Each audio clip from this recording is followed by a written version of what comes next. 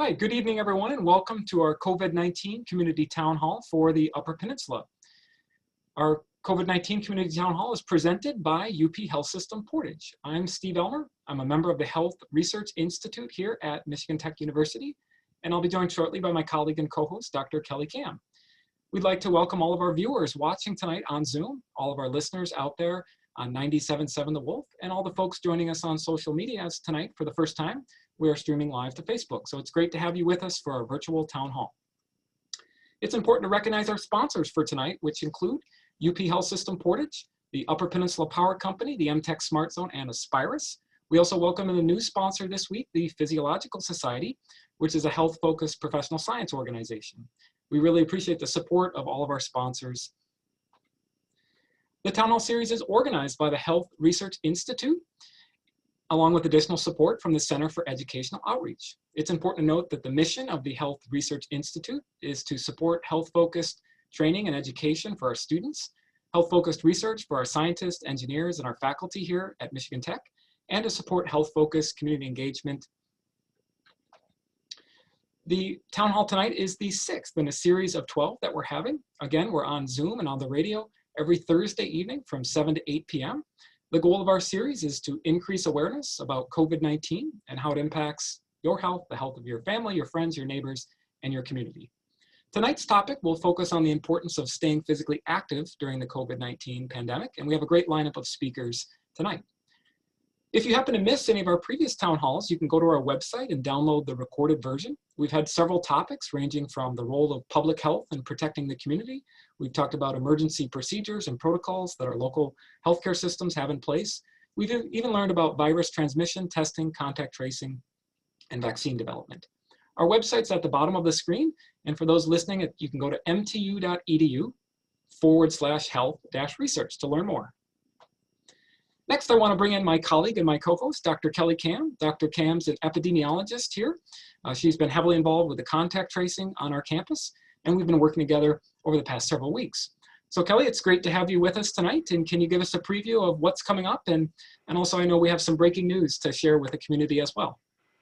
Yeah, so as Dr. Elmer mentioned, we've got, last week, one of our providers mentioned some of the problems that come with deconditioning, and not only among our elderly populations and our populations that are in the hospital, but those of us at home as well. It's really important to be able to keep up on our physical activity and not have the negative impact of being at home, being away from each other on our physical health. So we've got several different perspectives on that today, and really looking forward to hearing that perspective. So we have Dr. Carrie Dene from our family and sports medicine physician at University of Michigan. Angela Luskin is up here with us at UP Health Portage System. She's the health and fitness manager. Steve Short is a Michigan Tech alum joining us from Denver as the physical therapist with the Denver Nuggets. And then we have we'd like to have a special welcome to one of our graduate students, Jamie Phillips, who's a graduate student here in the kinesiology and integrative physiology department. Great. And our breaking news, so a couple of weeks ago, we ended our webinar with news that the Houghton County schools were going to be at home for a couple of weeks and taking a little bit of a pause because of the increase in cases that we were seeing and the community spread that we had going on.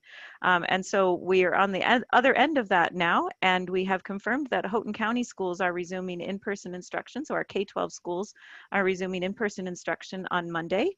And Michigan Tech also, as far as we've been informed from the faculty perspective, is that we will also be returning to in-person instruction. So we're glad to be back in that in-person learning, but I would also, as the public health side of this, caution everybody, this does not mean that we are on the downslope here necessarily. We have right now an active 232 active cases in Houghton County. So we do still need to remember to keep ourselves safe and keep our community safe by doing those 3 W's of watching your distance, washing your hands, and wearing your mask. Great, thanks, Kelly. I know a couple more quick announcements for folks. We've been compiling some helpful websites here. Could you just walk us through some of these that we've been, learning more about over the past several weeks? Sure. So we have, when we're looking at numbers and information, our federal and state and local health departments are an excellent resource. So Centers for Disease Control, the State of Michigan website, as well as our Western UP Health Department. And for those of us joining from other health jurisdictions, your local health department will also have quite a bit of information on their websites that will be pertinent to your region wherever you are. We've also got our health systems, our local health systems, so UP Health Systems Portage and Aspirus have all sorts of medical information as well as information on how to get testing, what to look for symptoms, and available resources in our community. And certainly then World Health Organization gives a global perspective. And then there's, from Michigan Tech, we have our Flex website, which provides information on our statistics and our processes and policies and programs that we have going on. There are many other institutions, including things like Johns Hopkins, that have great resources with their coronavirus resource sites, as well as journal sites like the Lancet or other journals through CDC like MMWR, the Morbidity and Mortality Weekly Report, or their Emerging Infectious Diseases Journal, have great information on a more technical level, especially for our students that are listening in. Okay, and then we'll finish up with a myth buster here from the World Health Organization. So we've been doing some of these every week to try and dispel some of the misinformation that we've seen has been one of the biggest problems of this pandemic. So this one is a myth about being able to hold your breath, and that if you can hold your breath for 10 seconds or more, that you don't have coronavirus, and that does not true. Being able to hold your breath does not mean you're free from the virus. The way that we know that if you have the virus or don't have the virus is a laboratory test. And so we can't look at you and see if you have the disease or do any kind of breathing exercise. We do need to be able to give you a test to determine if you have that disease. Okay. As always, thanks, Kelly, for your perspective, and we'll catch up with you a little bit later in the town hall. I just want to remind folks and those of you who are just joining us, over the next couple of minutes here, we're going to start with our first speaker. We'll ask each speaker a question after their 5-minute COVID-19 update. We'll give you time to formulate your thoughts and questions, and then during the second half of the town hall, we'll do our best to have those questions answered. You can send us questions if you're on Zoom using the Q&A button at the bottom, or if you're listening or on Facebook, you can send us questions to our email address at townhall2020@mtu.edu. I have the pleasure to welcome in our first speaker, Dr. Carrie Dene, who is a family and sports medicine physician downstate at the University of Michigan. She also has a connection here to the eastern part of the UP. So Dr. Dene, welcome back, and we're excited to have you with us tonight for our town hall. Well, thank you, Steve. I want to thank you and Michigan Tech for having me. This is fun. I'm originally from the eastern end of the Upper Peninsula before I left for college, so it's fun to make this connection back. So in my role here at the University of Michigan, I'm a physician clinician. I practice family medicine and sports medicine, and one of my sort of passions during this COVID-19 pandemic has really been to remind people of the importance of being physically active. So this town hall is right up my alley. I think we sometimes forget of the importance of physical activity during pandemics just like this, especially when we're told to sort of remain indoors and away from other people. What I've been finding in my practice is that some people take the recommendation to socially distance a little too literally, meaning that they're kind of hoarding themselves up in their home and not doing any activity. And that is the absolute wrong thing that we want to do. We certainly want people to be safe and socially distanced, but you can remain active doing that as well. It may require you to be a little bit creative in how you are active. So for instance, going to the certain gyms, depending on where you're located, may not be something that you're comfortable with, depending on your risk factors as well. So maybe that means that you're optimizing exercising outdoors or in your home. And again, it just means creativity. I have a patient, for instance, last week who told me that she has sort of resurrected her VHS player and is doing old exercise tapes in that way, and that works for her, and that's fantastic. So I don't want to take up much time from any of the additional speakers, but I would just really encourage everybody listening tonight to remain as active as you can. That's one of the key protective benefits of exercise, is to protect yourself from COVID-19, and I don't want to lose sight of that. So be creative and stay active as best you can. Okay. Thanks, Dr. Day. A couple of interim questions here. So we've heard about the 3 W's: wash your hands, wear a mask, watch your distance. Should there be a fourth one, a W for walk, to remind people to be active?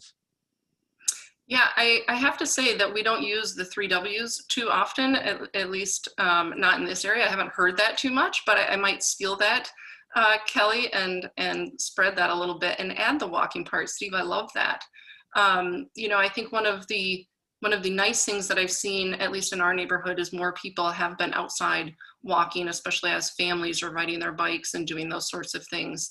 And so that's maybe a tiny silver lining of this, is maybe it is encouraging people to be active and spending time as family and setting that example for our children as well. So I love the idea of adding a fourth W for walk. That's a great idea. Yeah, and let's follow up on that. So how can we, you know, as physicians, as healthcare providers, scientists, public health officials, you know, how can we maybe come together a little bit more and get the message out there so that people, you know, is it through social media, is it through news outlets? How do you think we can get the message out there more? I think it's a great question, and I think it can be something as simple as remembering to mention that to every patient that we have an encounter with, right? So we get a little hung up on you know, a lot of the other things that are certainly important for COVID-19, and assessing those things, such as wearing your mask and socially distancing and those sorts of things. But, you know, many providers at least are not asking if patients are remaining active. And I also think it's our responsibility, if patients are not active, to encourage them to do so and work with that patient and find some solutions to get through those barriers, whatever those may be for that patient. It's really sort of personalizing that aspect of medicine, which I think is so very important right now. Dr. Danae, one final question, then we'll move on to our next speaker. Are there differences in the prescription and the advice, the guidance for folks here in the UP, which are very rural, compared to downstate where you are near Ann Arbor? I would say no, Steve, with the caveat being that winter is right around the corner. I don't even know if you guys have gotten snow yet, but I'm sure it's not far off. And so just starting to think now about what your winter plans are going to be for physical activity, I think is extremely important. I am already starting to make those reminders with my patients down here, so we have a plan, and so winter doesn't creep up on us, and then we suddenly don't have a plan, and winter's here, and oh my gosh, what am I going to do? So if we start thinking ahead and planning for that, whatever that may be for you and your family, you know, I think just having a plan in place is going to be key. So start thinking early on that. Okay, well, we'll come back. For right now, we'll move on, and our next presenter, I'm going to introduce Ms. Angela Luskin, who works at UP Health System Portage. If you bear with us, we're working through a couple things here. Yep. So Angela is the health and fitness manager. She also has connections to our university, local community. Many of you know her, and she's heavily involved with some of the other community events, such as the Canal Run and the cross-country ski race coming up in March, the Great Bear Chase. So Angela, great to see you again, and thanks for being with us at the town hall. Good evening, everyone. It's a pleasure to be here tonight and talking about such a important topic, especially that's near and dear to my heart. So I've been asked to talk about how to stay active during the pandemic. And, you know, we all know there are many challenges to staying active, you know, outside of a pandemic, without considering the pandemic. You know, some of those big ones are time. A lot of us have a really hard time fitting exercise in. There's exhaustion. You know, so many people have a lot of things on their plate. So, you know, from the time we get up to the time we go to bed, we can be exhausted. And motivating too, you know, motivation, trying to find that right motivator to get us up and moving and active. And then there's the uncertainty. You know, a lot of people just don't know where to start with an exercise program and, you know, what they can do that is safe. So, you know, all of these continue to be challenges, but now on top of those, we have all of the, you know, additional challenges that this pandemic is bringing. And I think it's fair to say there's a lot of people under a lot of stress right now. You know, there's just a lot going on that makes it even harder to get activity. Safety is another concern or another challenge. You know, maybe what we used to do for physical activity might not be as safe anymore. And then access too. A lot of our fitness facilities, you know, they were closed down or they still remain to be closed down. So I think it's safe to say we have a lot of challenges that are making it harder than ever to prioritize staying active. But I'd have to say, you know, it's more important than ever. And it's not just for our physical health, but for our emotional health too. I think, you know, one of the most important things right now is just trying to make it as easy as possible to fit that exercise in during this pandemic. And I think we can do that, you know, by focusing on moving more. So that really is going to be kind of the primary focus of my message tonight, is just trying to get more movement. And, you know, when we ask ourselves, how can we do that? How can I possibly move anymore? A few things to consider would be, you know, getting outside. We here in the Copper Country, we are so fortunate to live in this amazing area. And right now is an absolutely gorgeous time of the year. So getting outside to get that activity, you know, that's a great thing to keep us moving. You not only get the benefit of, you know, the physical benefit of exercise, but just breathing in that fresh air can really help clear our minds. And I think that's important to focus on right now. Make it interesting. We need to find activities that we enjoy doing. One example I love to continuously give is, you know, if I don't like the treadmill, if I don't like working out on the treadmill, my goal for tomorrow shouldn't be to get on that treadmill for 20 minutes. If I make that goal, I don't enjoy doing it, I'm not likely to hit that goal tomorrow. So really trying to find things that you enjoy doing. Try something new is another great idea to get us moving more. One thing this pandemic really did do is, you know, increase our options for virtual fitness opportunities. So there's a lot out there right now, free videos online. There's everything from, you know, if I wanted to take a yoga class online, anything to high intensity interval training class and everything in between there. And a lot of these are focused on exercising within our home. So they require little equipment and they really have options for all different fitness levels, all different abilities.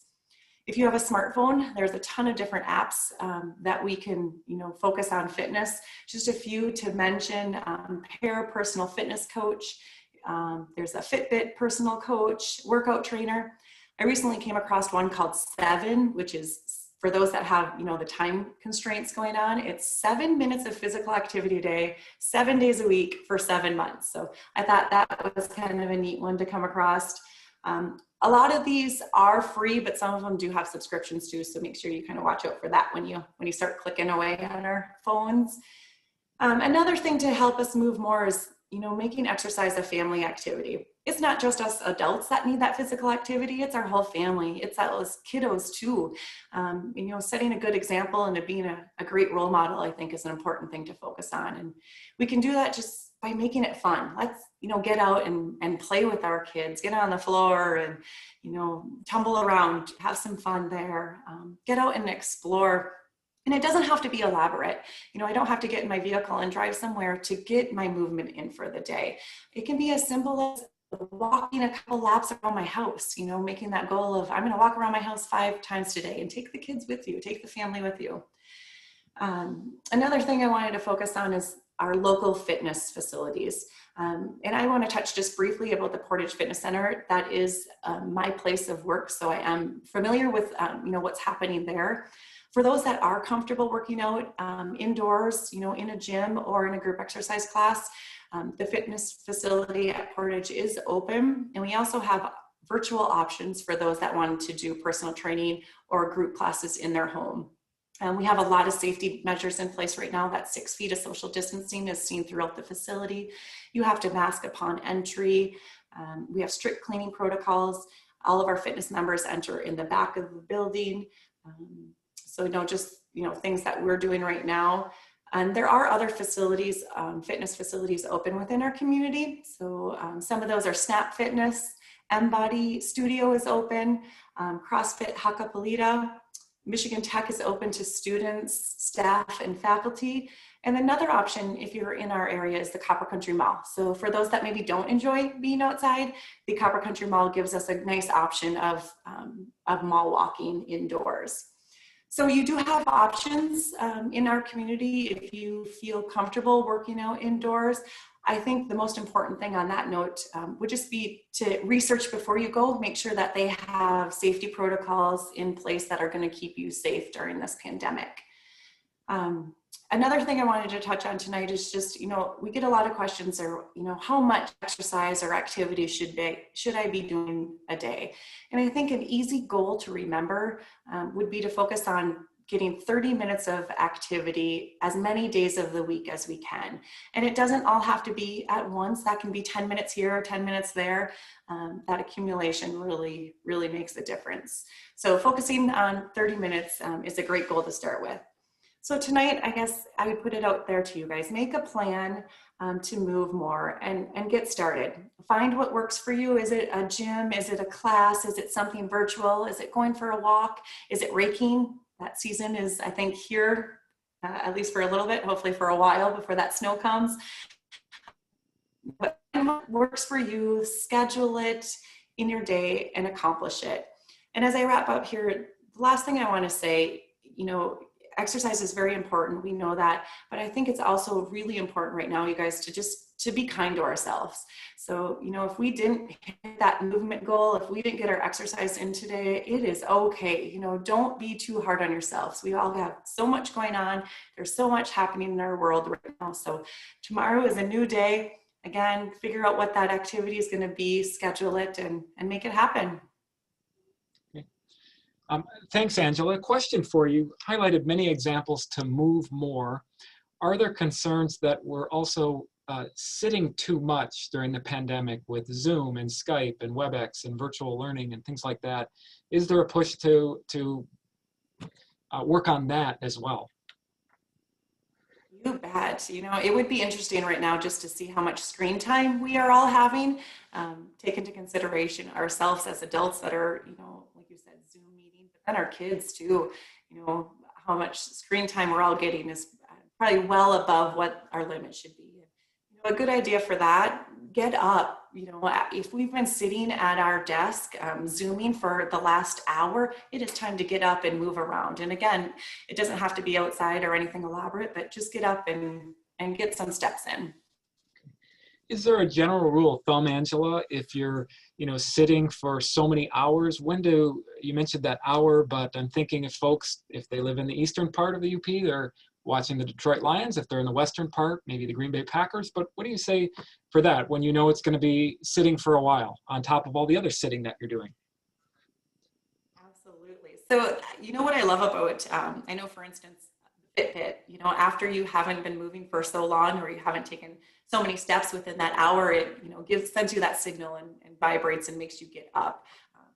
But if we are spending a lot of time watching those football games, it is good during those commercials. Get up and, again, do those laps around the house, not just to the refrigerator, but, maybe around the house and getting those steps in. Okay.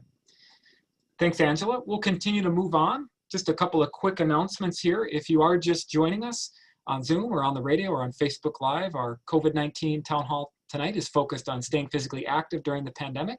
If you'd like to see some of the visual content, if you go over to thewolf.com for those listening, you can click on the links for both Zoom and Facebook.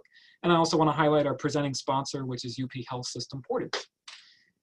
If you do have questions, you can use the Q&A button at the bottom of the Zoom webinar. You can also send those to us at townhall2020@mtu.edu.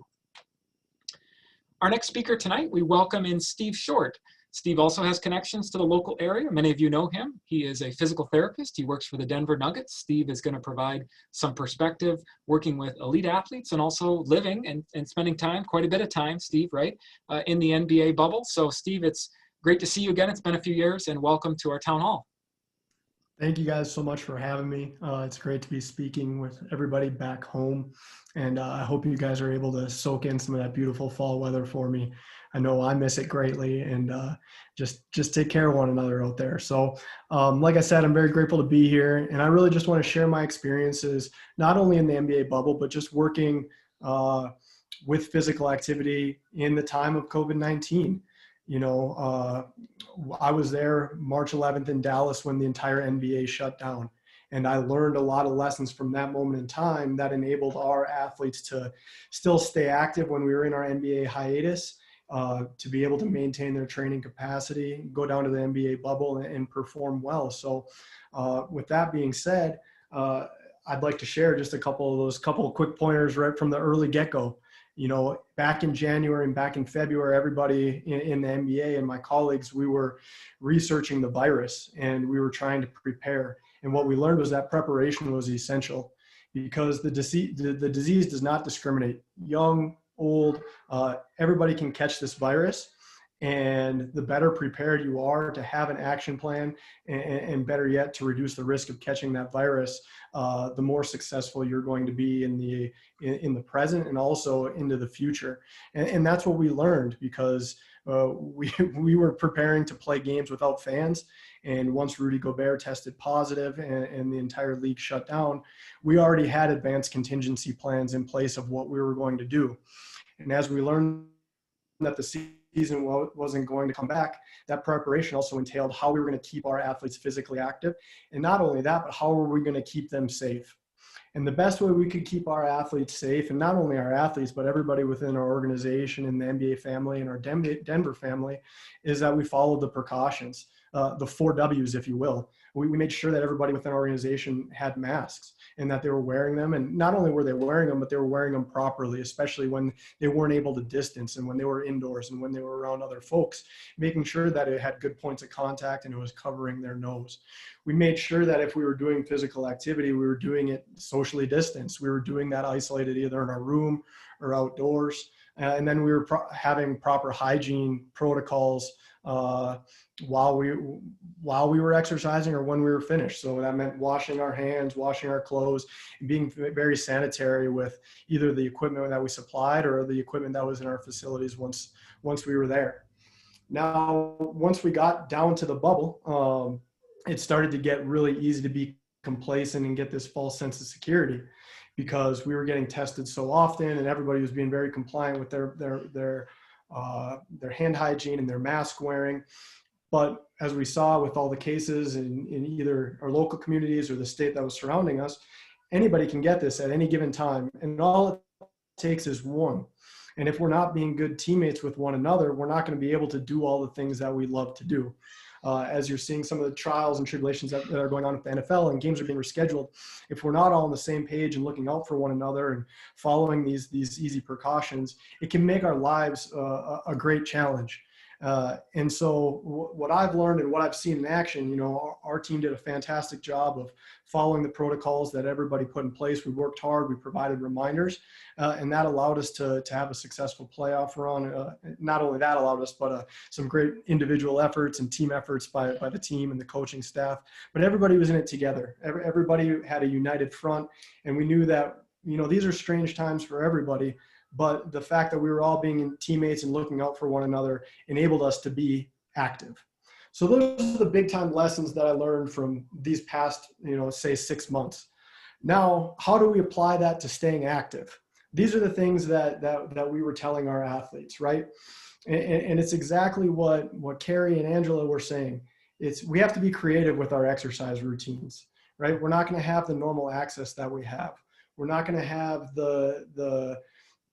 we're not going to be able to have our workout buddies. We're not going to be able to have our standard access to trainers and physical therapists and exercise professionals and doctors. So we have to utilize digital resources. We have to utilize exercise programming. We have to utilize new exercise strategies. So with the winter coming up, it might be a great idea for those back home to pick up snowshoeing or dust off those cross-country skis. Do something that you've been willing to do, because as we all are staying socially distanced and we know that time is precious and challenging, it's also an opportunity for us to start doing things that we haven't done in a while. And that's what we did for our athletes is we proposed challenges for them to work on things that they hadn't had the time for within season. Hey, let's increase our squat weight. Hey, let's increase our 40-yard dash time. If you haven't been exercising, let's get those 10 minutes. Now's the time to start because this is our opportunity. Despite that the challenges that we're all facing right now, we can turn those challenges into a great opportunity because this time is what we make it. That being said, everything that Angela said in regards to we want to be safe when we're exercising, right? So continue to distance, continue to wash your hands, and continue to stay active because that's what our athletes did, and we found success with it.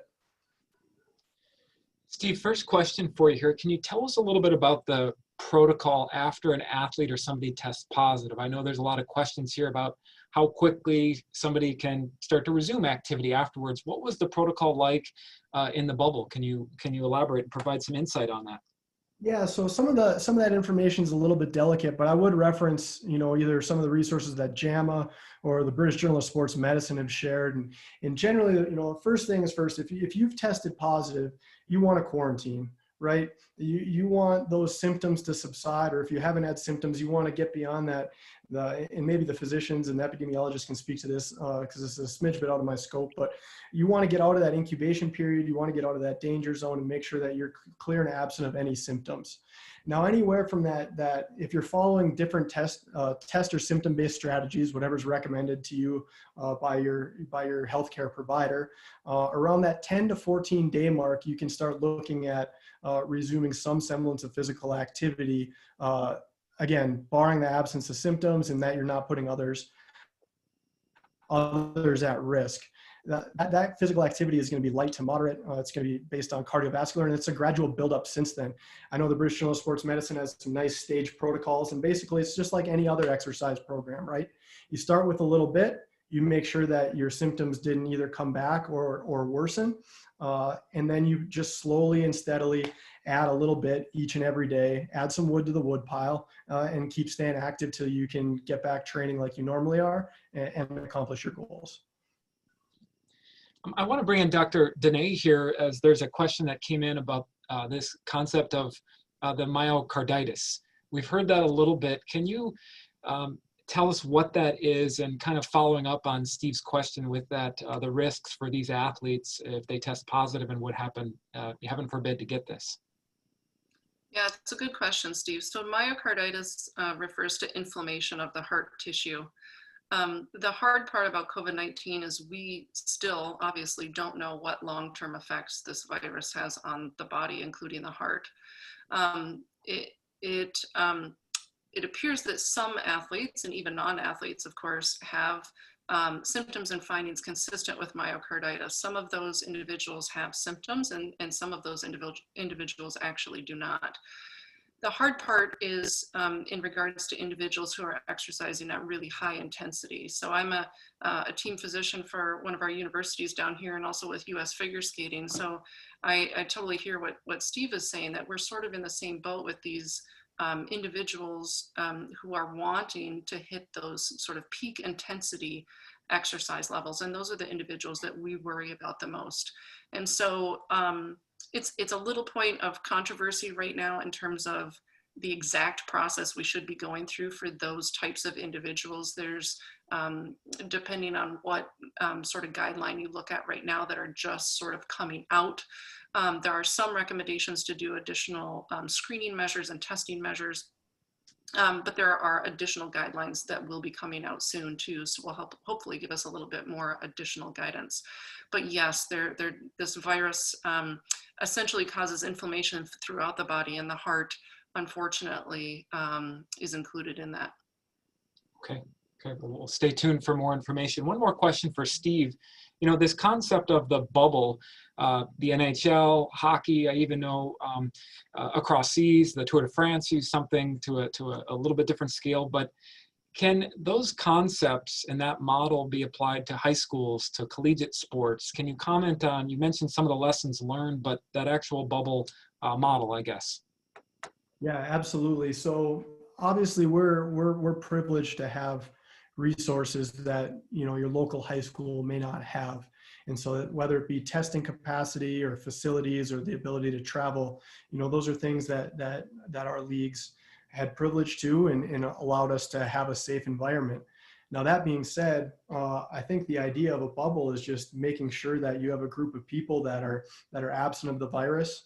They're highly vigilant of any type of symptoms, or in some cases, if you're testing and trying to identify folks who may have that virus, whether they're asymptomatic or catching it very early, and then keeping that virus as far away as folks as possible. So I don't know if necessarily you can mimic the bubble at the scale of professional sports, but I think the idea that, hey, let's keep the virus away, let's keep our groups close but yet distant, and let's make sure that we're highly vigilant with our protocols and highly vigilant with monitoring for the virus to give everybody an opportunity to be a great teammate and to participate in the things that they love to do. Okay. Thanks, Steve. We're just a little over halfway through our COVID-19 Community Town Hall. If you are just tuning in, just want to take a minute and recognize our sponsors. Our presenting sponsor is UP Health System Portage, with additional sponsorship from Aspirus, the MTech Smart Zone, Upper Peninsula Power Company, and the Physiological Society. We are getting some questions come in. You can send those in using the Q&A button on the Zoom webinar if you're on there, or you can email those to us at townhall2020@mtu.edu. Our next speaker is a graduate student. His name is Jamie Phillips. He's a master's student in the Department of Kinesiology here at Michigan Tech University. Some of you may recognize the name, remember him from a few years ago. He was the goalie for the Tech hockey team. So Jamie, welcome to the Town Hall. We're excited to hear a little bit more about the community exercise program that you and your team are working on. So tell us more, and great to have you with us. Well, thank you for having me on, Dr. Elmer. I really appreciate it. And thank you to the guests on this panel. It's a privilege to be able to speak on the same platform as you guys. And I'm glad to be back at Tech getting my master's en route to physical therapy school. And I'm also the goalie coach here on the hockey team.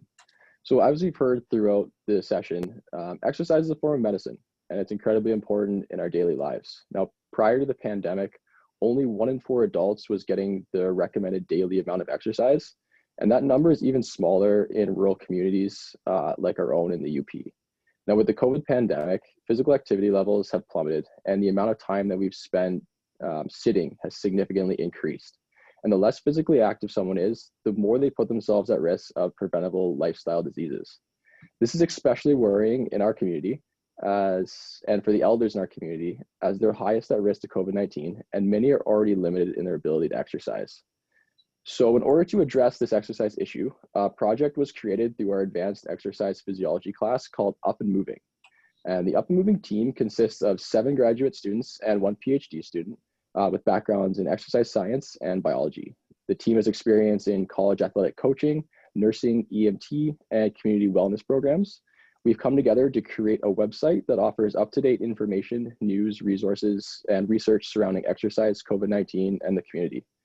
Now, our goals with Up and Moving are to increase awareness about the importance of regular physical activity during COVID-19, provide resources to the community to keep them safe, informed, active, and healthy, and to deliver a virtual exercise program to increase weekly physical activity and decrease sitting time. So the Up and Moving team will be providing virtual live weekly workout sessions to anyone who's interested in getting active and living a healthy lifestyle. The workouts will begin the week of October 19th. They're going to be hosted in a similar setting as this, so they'll be through Zoom and Facebook Live. The best part about these workouts is they can be done from the comfort of your home. And everyone's talked about the importance of exercising at home, and especially as winter approaches, the more we're able to move around in our own homes, the better. The exercises will be scaled appropriately, so it doesn't matter if you're a beginner or an advanced athlete, everyone will be able to benefit from this program. Now, to sign up, you go to upandmoving.org, so UP and moving.org. The website will also include an archive of workouts for those that might have missed a session or would like to just do a workout on their own time. I'm really excited to be a part of this program and help us try to work towards achieving our goals. And I encourage everyone who's listening to sign up at upandmoving.org. If you're a younger listener, please share this resource with your parents, your neighbors, your friends, any elders in the community, or those you think might benefit from this.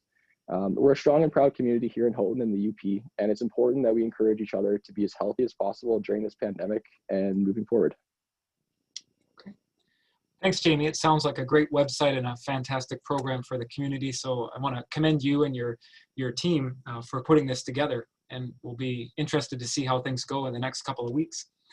I know on the screen here, you asked me to include a visual here, kind of an infographic that the team, one of the team members created. What's kind of the purpose of this, and who might this get distributed to? Absolutely. Thanks for including this. So this infographic was made by our PhD student in the group, Isaac Wittig, and it really just wants to outline the importance of exercise and the overall benefits to our health that you can get through exercise. And now in the Up and Moving team, we've talked about maybe distributing this flyer throughout the community as well with local physicians. Hopefully they're on board as well to encourage physical activity with their patients. And I should add that if there are any physicians that are listening and are interested in joining and working with us, you can reach us at the Up and Moving website, fill out one of the email forms, and one of us will be in contact as soon as possible. Okay. Thanks, Jamie. We're going to open it up to questions for the whole panel now. And I wanted to start with a question, really that's some information we learned about last week from one of our presenters, talking about deconditioning with middle-aged to older adults. This is deconditioning with respect to not just patients that are recovering from COVID, but older adults who might be at home, who might be losing some muscle strength and muscle mass. So I want to start with the physician, Dr. Dene. What can we do to reach out, help family, neighbors, friends who might fall into that category of experiencing some deconditioning? They're not moving around as much, but how can we do that and follow the CDC guidelines and do it safely? Yeah, so I really put the onus on us as health professionals, as the ones who need to step up to this charge and start the spread of this word. So for adults and older individuals alike, I would be remiss if I didn't mention what the physical activity guidelines are, and those are not different during this pandemic. So the recommendations for adults and older adults are to achieve at least 150 minutes over the course of a week. And that should be exercise that's done at a moderate or higher intensity. And I think when you first hear that, it sounds a little bit daunting, but when you break it down, it's a little bit easier to digest. So 150 minutes a week can be broken up however you need to do that. So if you only have 10 minutes one day, but you have an hour the next, that's completely fine. And if you achieve more than 150 minutes a week, there's even additional benefit to that. So that's fantastic. The other tricky point that I think patients tend to get a little caught up on is that indication to have it at a moderate intensity. A really easy gauge of how hard you're working is to exercise at a level where you can talk, but you're working hard enough where you cannot sing a song. So that talk, but can't sing. That's going to get your heart rate into a zone that would put you into a moderate physical activity intensity. And if you're at a level where you can't even talk, that's at a vigorous intensity. There's additional benefit to that, and you need even fewer minutes a week if you're doing that. But the important part, knowing that guideline, is to start where you are. So if you are somebody that doesn't exercise at all, I certainly don't want you jumping up off the couch and doing vigorous intensity right out of the gate. I want you starting where you are, and as Steve said, start low and go slow. Build upon that as you're able to and as your strength improves. So if we as health professionals encourage that and spread that message to all of our patients, those patients can then spread it to their family members, and eventually all of our communities will hear that message, and hopefully that will make a dramatic impact. So I really put the onus on us as health professionals to start the spread of that message. I'm going to bring in Jamie Phillips, the grad student on the panel. Jamie, you mentioned kind of the wide range of abilities that you're anticipating for those older adults. Is there a certain age range, or is this kind of open? Who can actually participate in the program that you described? Yeah, so the Up and Moving program, it's available for anyone who's interested. And our target demographic is for those higher at risk, for 65 and up, but it's not limited to that age range. And so, like I spoke about earlier, in terms of scaling the exercises, we're going to make sure that all the exercises that we do on the video stream are appropriate depending on your mobility. And if you're someone who has trouble getting out of the chair, then there's going to be exercises for you. If you're someone who has no problem doing body weight squats, or holding a big jug of water or a gallon of milk and doing squats, there's going to be exercises for you. The main focus of our program is just to encourage as getting the 150 minutes, as Dr. Dene said, and just to encourage just getting up, not sitting, and any exercise is better than not exercising at all. Okay. Now, a question for Angela here that came in. We know that there's a number of community events out there, the Canal Run, we mentioned the ski race. There was a question here about the Husky Alpine Mountain Run coming up on October 31st. Can you comment, what's the forecast for the events coming up? Are they going to be virtual? What are we doing? And just give us kind of an update in general on some of those events.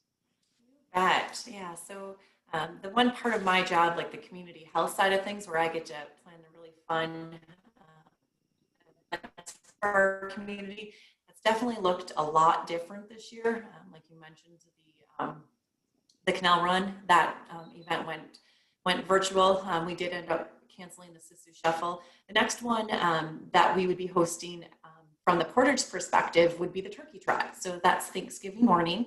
And right now we are planning to go forward with that with social distancing guidelines in place, but it really does depend on where we are at as a community. If it is safe to bring people together, even though we'd be social distanced.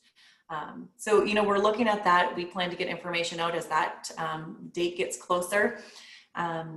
Another one, it's at the start of the next year, I guess our March 2021 would be the Great Bear Chase, and that's the ski race up in Calumet. And our team has been working really hard on coming up with, new ways to completely look at that race so that we could still have an in-person event. So we're talking about really small starts, grouping small amounts of people together frequently throughout the race. We're looking at that. If people are familiar with the Great Bear Chase, the pasty luncheon is like huge part of that event, and that likely will not be happening. Those are going to look different. So we're really taking the time to think about how we can do things differently, still have an event, but keep everyone safe. Okay. Well, we look forward to those events, whether they're in person, virtually, however we can do those, like you said, in a safe manner. Next question is for Steve. Steve Short, our physical therapist on the panel. So a few weeks ago, Steve, we had a mathematician talking about the modeling of the virus and giving us some recommendations on how to limit our networks, the people that we're surrounding ourselves with. Can you talk about those networks in the context of in the bubble? What was it like? Were teams and players, who could they interact with, not interact with, given that they were in that bubble model? Absolutely. So everything went in stages. So initially, after the quarantine period, because there was a quarantine period to start with the bubble, you were only allowed to be with your immediate team. And once you were done with your activities for the day, it was encouraged that you would just pretty much remain in your room or remain distanced if you were going out to eat. Now, as the bubble proceeded and there was a robust testing where everybody felt comfortable with the situation that we were in, we were allowed to travel further on campus or to do different activities within the confines of the campus after an extended period of time. So everything was in a graded exposure type way, where at first we were very, very cautious and we were making sure that there was no positive cases. And as time went along, while we were still maintaining our distancing, our mask wearing, and our hygiene, we were able to do more and more as groups, including going out to dinner and things of that nature as time went along. Okay. Thanks, Steve. Next question is actually for Dr. Kelly Kam, our epidemiologist here, who's providing some perspective and analysis along the way. So Kelly, we know we had the COVID-19 testing with the National Guard here on our campus last Saturday. This community member is asking, will the public know how that went, or how many people attended? How do the results come back to the public health department? Can you provide any perspective on that? I have a little bit of perspective on it. So I'm amazed to say that the National Guard and the Western UP Health Department, Michigan State Department of Health, as well as Michigan Tech there did an amazing job. I saw some pictures taken from the from security cameras on the rooftop, and it was just looked absolutely amazing. They had expected about 500. That's what they had planned on, and there were over 600 people showed up, and they were able to get extra tests in there and get all of those people tested. Given the size of our community, that's a huge chunk of our community that was able to get tested. In terms of results, I don't have any information on that, although I know results are coming out. As part of contact tracing, I've been in touch with some people who've already seen test results coming back as early as Tuesday. So results are coming back in. We do expect with testing that many people that we will find some asymptomatic or some positives in that group, which will show up then on our results for that the health department, the Western UP Health Department, has on their website. Although it's unlikely that they would necessarily separate who came in positive from that testing versus the rest of our testing, but those numbers will show up in there. So they did an amazing job, and kudos to that whole crowd of people working on that process. Yep. And I did see Dr. DeYoung at the testing, and we had him on a couple of weeks ago. So thanks, Kelly, for the update there. Much appreciated. Next question is for Angela. Angela, this is from a student saying, if I'm in my dorm room and I have to quarantine, what are some simple things I can do in that small space? It maybe could be somebody in the community too, if they're isolated in their home, but given the limited equipment and things, what can I do just to stay sane and be active, like you're recommending? Great question. I'd go back to those fitness apps that you could do if you have, access to a smartphone. There's a lot of great stuff out there right now. And another thing, being confined to that dorm, there's great benefit in just body weight stuff. Again, with no exercise or no equipment, but looking at some body weight exercises, being able to do some squats, the plank, push-ups. We can get a really great strength training routine in with no equipment. And you can throw some great cardio in there as well with, walking or jogging in place, doing some butt kicks, some jumping jacks, high knees. So there really is many different things that we can do in small areas. And, if you need to reach out to some of us here tonight or online, like I said, with those fitness apps, those are great resources to go to for different ideas. Okay. Thanks, Angela. Next question is for Dr. Carrie Dene, who is our family and sports medicine physician on the panel. This question is really getting at, I think, clarification. If I'm physically active, if I'm exercising, will that prevent me from getting COVID, or will that help me more on the recovery side if I did get COVID? Ooh, that's a really good question. And the answer is yes to both, with some caveats. So being physically active is not going to 100% protect you against COVID-19. We don't know anything that can 100% protect you against COVID-19, right? But it dramatically can boost your immune defenses against COVID-19 and any virus for that matter. And so that's one of the primary reasons to remain active. We know that even in the absence of immune defenses, being physically active has so many health benefits. So lower rates of depression and anxiety, lower rates of hypertension, decreased risk of heart attack, basically you name it, exercise is helpful. It actually reduces your risk of death almost up to about 30%, and that's for all causes. I mean, that's a dramatic improvement. If I had a pill that could do that, right, I would be giving that to every single patient of mine. And so I think that's the key thing to keep in mind. In recovery from COVID-19, yes, it can be very helpful if done correctly. So that needs to really be done under the guidance of a physician, because it depends on your underlying health conditions, if any are present, and also your symptoms. And so I can't give a great blanket statement to that one. But yes, if done appropriately and under the guidance of a physician, that can be a very helpful thing in your recovery, absolutely. And Dr. Dene, I noticed up on the picture, for those that are watching here, there's a pill right next to exercise. So that fits very nicely. Next question here is for Jamie Phillips, the grad student on the panel. Jamie, this question here is just talking a little bit about, what's it like being a student right now, working on a project, and it sounds like this is a pretty rapid project that you're trying to do this here. There's a need for the community, but what's that experience been like as a student really trying to translate your project from class to the actual community? It's definitely been a challenge. I mean, a lot of our stuff that we do, or most of it's been through Zoom or other online platforms, but it's very rare that you get to do a project and it has immediate impact, and especially in the community. So I'm very privileged at that. And we have a great team.